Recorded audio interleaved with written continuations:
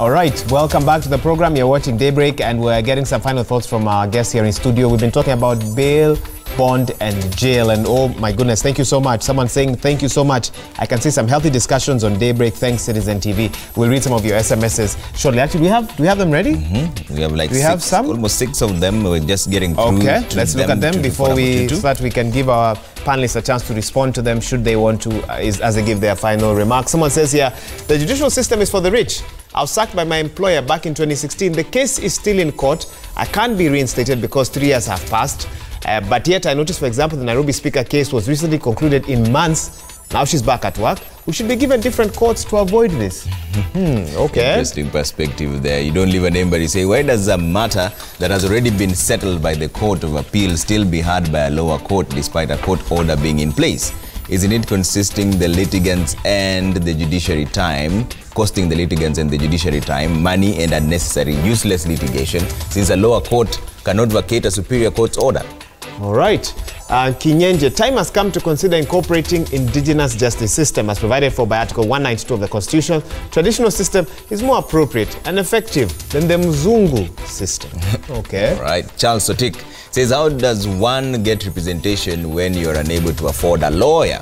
Help, my dad is almost losing land due to court refusing to hear our side. Okay, we have two more. Charles Sotik, I hope you'll get response from our panelists here. Yeah, Jackson Kenyatta from Moja. My case was concluded last month and I was to be settled by a cash bail, only for a prosecutor to demand cash for facilitation. I've never paid him. My file has not been forwarded. Okay, so corruption clearly can find its way into the system. Yeah, you don't leave a name, but you say, how long does it take to decide a children's case? Why should a case involving children take over 8 years? Children suffering while the father is swimming in money. There's no justice in Kenya unless you're convinced. Unless convinced. Yeah. Okay, and I want to read one here. Someone says, Kilimo from Eldred, for example, someone is 22 years old. The case took 50 years to be completed. Now 50 plus 22 is 72 years. What profit will Kenyans say is justified in this case? You have lost energy, no brain, you're out. Death is around the corner. It is around the corner. Should I really call myself a Kenyan if that is the kind of treatment? 50 years. A case that's dragged from the time they were 22. All right, Kaka, you're the first one to give us your final thoughts. Yes. I don't know which one you want to touch on. I will. The same problem of case backlog again is coming up again. To litigate in court for 50 years is extremely long, but I don't understand the challenges that they are facing. Is it rare? It's not rare, it's very normal, especially when it comes, it's very normal by the way, especially when it comes to matters of the land. It takes extremely long, and especially when you hear this backlog is also about issues of case of land. And that's the same concern the guy from Sotik has, Charles from Sotik. Sotik is also complaining about land issues. And my advice to them, since they are listening to this program, is to try and reach out to either if they can't reach a lawyer, they should reach out to the nearest NGO that deals with the issues of land. They can be given advice of how to go about it. They can also reach out to Harriet Chigai. I think Chigai should, after this show, share her number with most Kenyans, because at that time then she can try to see which lawyers refer the matters to. But that is a challenge that happens, and it's normal to hear that. I do not agree with that caller who said that the judiciary is refusing to hear the case. I don't think that the judiciary has any responsibility to refuse to hear the case. Actually, they listen to cases. But whatever the challenges that they are going through is unfortunate, but as we have said, many ways of solving this issue. And back to the issue of alternative dispute resolution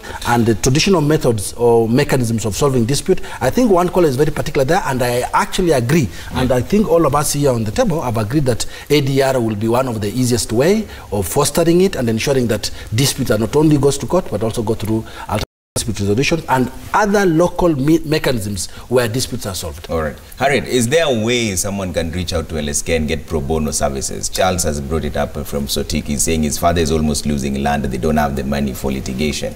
What are the ways that someone can get pro bono services without charge, legal representation? Definitely. LSK even has a legal aid clinic, which many Kenyans participate. The church also, I think LSK, we organized one through CITAM. So how do they get in touch? They should get in touch. They should write to us. LSK, an email? LSK.org. Even LSK, member services at LSK, they will be able to. What's the closest office to Sotik? I think was it Charles from Sotik? Sotik, they should be able to go either to Eldoret, our branch. We have a branch in Nakuru, and we so also they have to have get to the physical locations of LSK offices. Yes, and even if you give them my contacts, I should be able to direct them to those particular branches. 5 million Kenyans, you're calling. Yes, and then she says she's ready. No, but we are there to serve Kenyans, really. And you see, one of the things that I even appreciate this show today is that we have actually gotten direct feedback. Yes. And we can also be able to advise the Kenyans out there what they need to do, because from what I have seen or what that has been read here today, many Kenyans just don't know. Yeah. They actually don't know that you can be constrained, yes, but this bottleneck that I am in can actually be popped out by just reaching out to the next person who can be able to open up the bottleneck. How about having a website, a portal of some sort? LSK, so that we have a website, and we even have a committee that deals with legal aid. And every year, we actually have our legal aid clinics. And even right now, as we speak, we were speaking with the Office of the AG so that we can partner, because legal aid is now a function of the national government. But then partner with the AG's office, who are actually where legal aid is sitting at the national government level, so that we can devolve that function, so that we are able even to work with the county governments. And this is something that we are willing to do. It's something that we're already even in discussion with some of the county governors, so that legal aid should not be left at the national level, so that we are able to reach out to the common mwananchi. Even we go to the villages, the then question is, how do we get to those villages for us to be able to assist Kenyans? To provide the and I can tell you for sure, we have lawyers out there who are willing to take up. It's only that we need to reach out and we need to get to these people. One more thing about backlog within the judiciary. Let's use cases, examples like Rwanda. We need to go to the e-platform. Our courts currently, our judges are still traditionally writing proceedings. Cases, My God, that is just too much. Personally, I type faster than writing. In fact, I was in an exam last week and I was like, damn, I can't write anymore.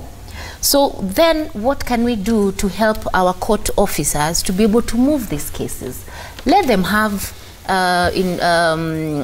assistants. Let them have stenographers. Let us move to the e-platform and move big. In your view, that will make a difference? It will make a big difference. Because there are some arguments we take to court that only you need to do is submit and let the judge research, do an order and send it back.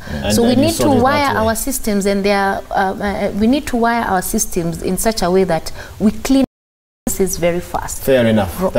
So sorry for interrupting you. We are out of time. Wilson, very briefly, please. Yes, I want to say the following, that the Law Society, let me start with the Law Society, that I've already reported that and I've gone through this, that some lawyers are away the money, client's money, and not responding, they absconding their responsibility. We complain to the LSK. The LSK is very slow, and the next step that we take, we go to court, and you take that lawyer. But no lawyer is willing to take a case against another lawyer. That is the other challenge. So that is why I've come up with the initiative, Criminal Justice. People can now report to me, and I can engage you directly. If they are not going to engage you, they can call me, and now I'll come to your table.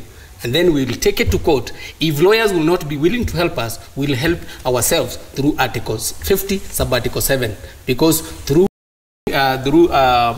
intermediary, we can be able to represent people all through Article 27. What email can they reach you on?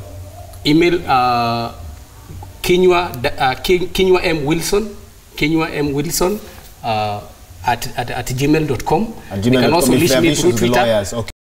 Twitter handle, Voice of Justice, and Justice has no E at the end. Voice of Justice N, 17. Voice of Justice 17. On Twitter. You can also you had one last comment? Yeah, and I'll also give you my phone number. Okay. They can also call me through that number. Okay. The last point, please. The other thing, let me mention this one. I am the principal architect of the current law of resentencing. I'm actually the one who came up with this case that have 8,000 inmates go back to court for resentencing. Now, some of the courts have failed to take up these matters. They are not going alongside or in tandem with other courts.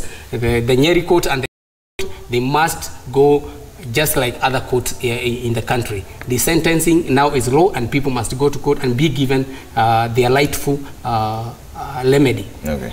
So that I have to mention that one. Okay. So there are a lot of issues we need to talk about, but we'll call you again. Yeah. We need to talk about the criminal justice.